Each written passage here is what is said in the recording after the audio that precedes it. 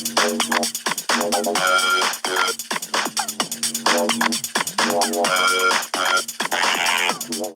so here we are with the Prophetic Tarot of the Bible. We're not going to do a full walkthrough. I just wanted to highlight some things about this deck that I absolutely love. This is from Rinascimento Italian Style Arts. You can find their shop on Etsy, and I will have the link below in the description.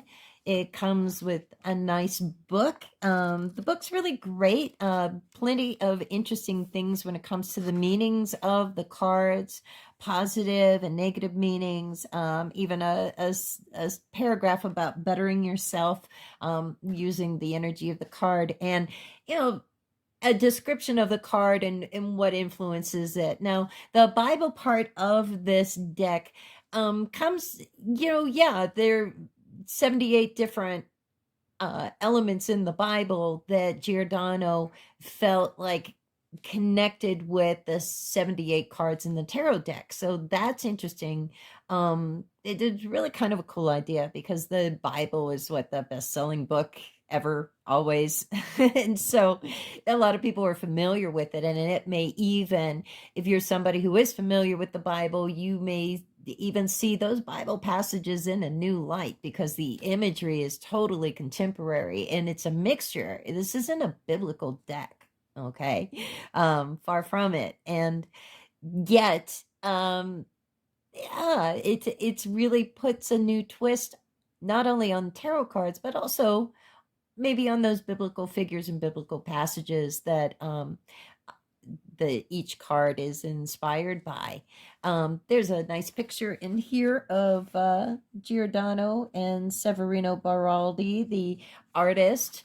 And in the beginning of the book, he talks about the key to this tarot deck and gives some really kind of cool other things too, like 8 irrefutable relationships between the Bible and tarot.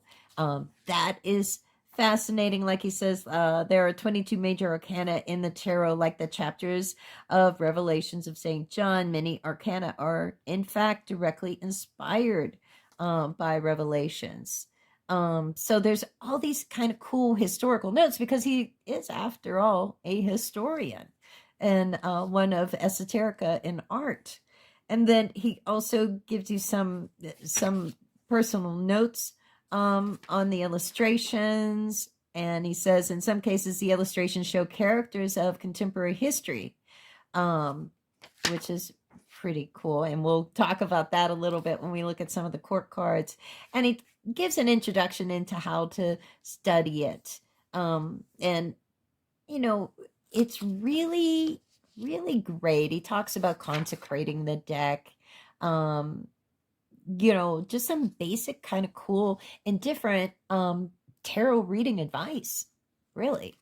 So this is just fun. He talks about different methods for consulting the cards. She even gets into like how to shuffle the cards as well. So it's just kind of really a fun book with a lot of extras. It's not your normal little white book, really. And it comes in this nice gold bag.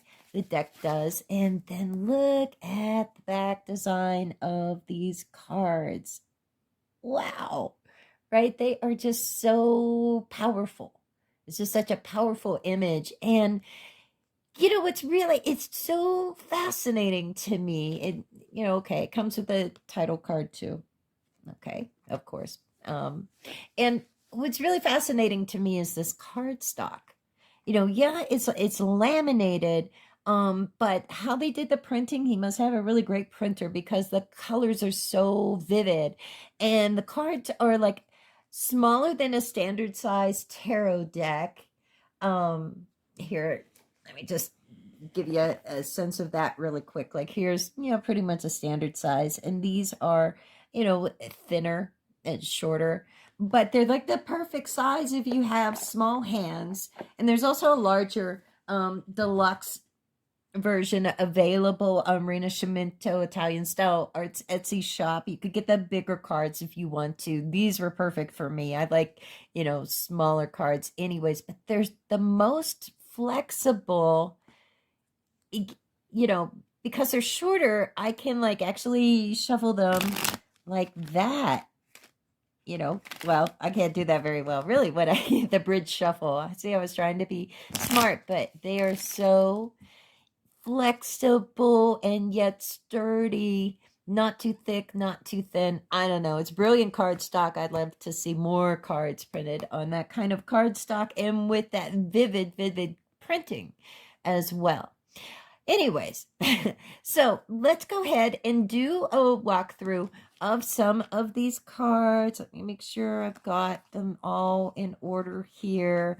I pulled out the aces and I pulled out some of the court cards. We're going to talk about those in a second. They're so different and really cool. But let's just do a quick walkthrough of the majors really quick. And here you have the Fool. And as you can see, totally different imagery, but really fits the meaning. The Magician, the High Priestess, Empress, Emperor, Hierophant, the Lovers. It's got that kind of 60s vibe to it. The Summer of Love, the Chariot. I like the car for the Chariot. Strength card. This, it's one of my favorite strength cards, really, because it's such a different take on it. And yet, the meaning traditionally really fits that imagery as well. And then the Hermit. And I love the Wheel of Fortune with the satellite in space, so it's like really fresh imagery here. And what's funny is talking to people, and I'm like, oh my gosh, you got to check out the Prophetic Tarot of the Bible. And they're like, well, I don't really like reading the Bible. It's like, you're not reading this is a Temperance card. Does that look like you're reading the Bible? No, it's much more exciting than the Bible. Dare I say, I said it. The Tower, inspired by, kind of some analogies to passages in the Bible, but contemporary figures as well. It's just so unique. It's really unique. It's unique how all of these things blend together. The traditional meanings of the tarot cards, like some of the symbolism, and that's why I wanted to show you the aces too, because there's added symbols. It's not just a hand with a sword, especially when you look at the Ace of Cups. And so you have all those different animals in the card as well. So it gives you a lot to sort of work with, a lot to draw off of. And I have to tell you, this is a deck that I feel like I've had it for a couple years now, maybe. And I continually find new things in it. It's never boring. And then here's a core card. So the Kings and Queens I picked out that I really wanted to share with you because I thought, oh, wow, this is so cool. And such a different kind of thing here. And we'll start with the King of Swords. And who is represented here by Harry Truman. Okay, and you look at that mushroom cloud in the background and the plains, and you think of the King of Swords, think of Harry Truman, and kind of see how he embodied that energy of the King of Swords. The Queen of Swords, Condoleezza Rice, right? And, those familiar with Condoleezza Rice know she plays the piano, but also you see that statue falling, from the war. We all remember that iconic thing of Saddam Hussein's statue being toppled. King of Cups, Sigmund Freud. And the Queen of Cups. Okay, so the Queen of Cups I wasn't really familiar with. The Queen of Cups is based on a Polish Red Cross nurse, Irina Sindlarova. And so, when they're figures that you're not familiar with, you can look them up, maybe go to their Wikipedia entry, read their bio, and see how their life maybe embodied that energy of, in this case, with this Queen of Cups. So you would kind of see it like, oh yeah, she really was like a Queen of Cups. King of Pentacles, somebody a lot of us are familiar with, Warren Buffett. Good old Warren Buffett. And then the Queen of Cups, represented by Eva Perón. And this is my favorite out of the courts, the King of Wands, Lech Wałęsa.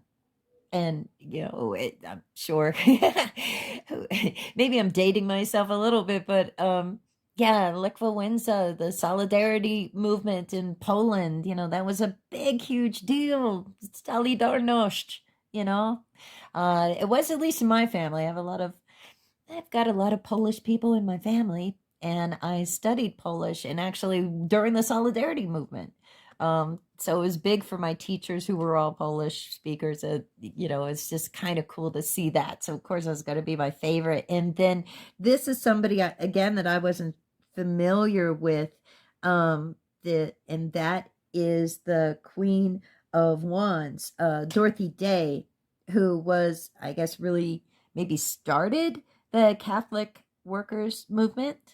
So, it's like kind of an educational deck as well. The cardstock is amazing. The printing is amazing. The colors are vivid and they pop. And it is the least boring tarot deck. And not, really, I don't think of any of them as boring, but there's not very many tarot decks that I have that every time that I work with it, I notice something new in it, or it takes me in a different direction. So definitely, I highly recommend the Prophetic Tarot of the Bible. I think it's especially good for anybody who's looking for a fresh take on the tarot cards. And also, it's really easy to work with. You don't have to study the deck intensely for a long period of time before you can work with it. I think seasoned, experienced tarot readers are going to be able to work with it right away. I think for beginners, it would be a really cool deck to be one of the decks you start with, because already out of the gate, you're going to have like fresh ideas about all of the cards.